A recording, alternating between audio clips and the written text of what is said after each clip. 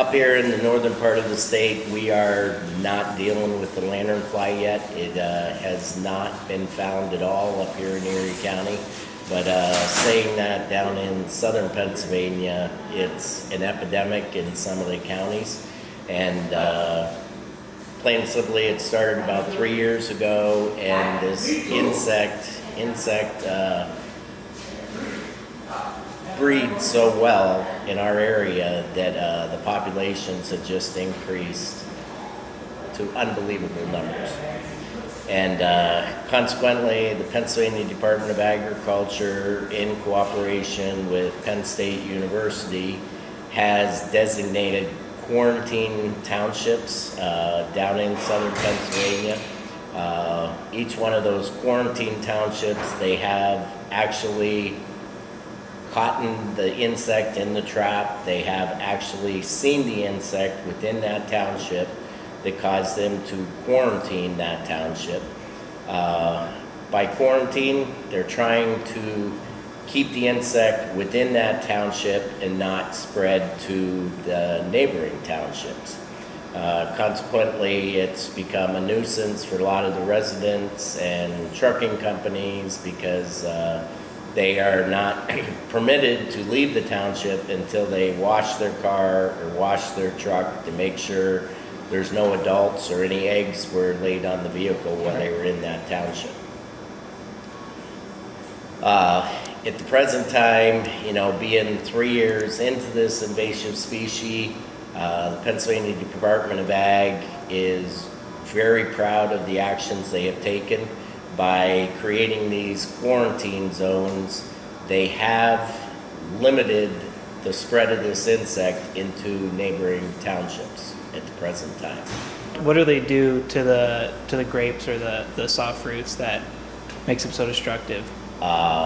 Basically, they feed on a lot of the leaves, and they lay the eggs inside the fruit. And the reproductive cycle of this insect, they grow so fast, they totally destroy 100% of the fruit. And last fall, down in southern Pennsylvania, there was some of the small wineries down there. They were absolutely devastated by this insect. It ruined, because they don't actually feed on the fruit. The eggs are laid in there, and then the little nymphs and everything feed on the fruit. But they 100% totally destroyed every grape berry that was in their vineyards. And plain and simply, there's the Pennsylvania Department of Agriculture is working diligently to attempt to create an integrated pest management program to help combat this insect. Up to this point, they have not come up with anything that will, totally eliminate this insect. And because of its breeding cycles and how fast it reproduces, it's a real challenge for them. They're still working on it. They actually have pictures of trees down in southern Pennsylvania that you could not see the bark of the tree. The insects, the lanternfly, was 2 or 3 deep on it, clear up and down the trunk. It was just a sight that it's hard to fathom. It gives you the chills to see that many of them. So there's no sprays or anything like that they've come up with yet? As of right now, there is a couple chemicals out there that help suppress the insect and, keep it at bay so the populations don't grow as fast. But the big thing is the reproductive cycle of it. They reproduce so fast that you would almost have to spray at least once a day, maybe twice a day to totally eliminate it, which is next to impossible. Right. And but saying that, Pennsylvania Department of Agriculture is working very, very diligently to figure this out. It's an invasive species, never ever was seen in the United States of America. It came from a foreign country. And how it got here, it's anybody's guess. Could have came in on a shipping container, could have came in the fruit. Who knows how it got here.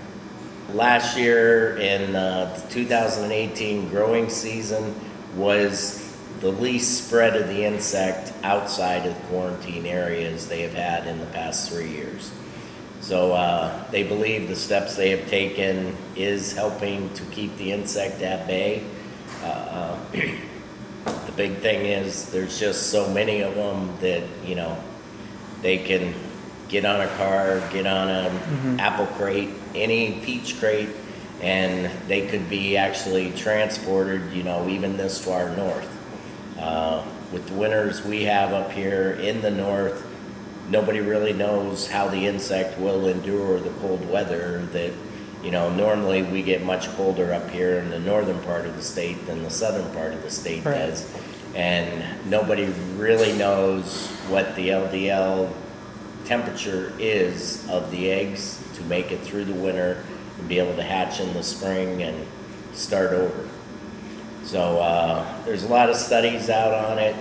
There's a lot of people working on it, but at the present moment, it's, you know, there's no scientific data on it. They're learning as they go, and plain and simply, it has most of us farmers living in fear because, you know, if you have them on your farm, you're at their mercy. There's nothing you can do. You're going to have a loss. Right.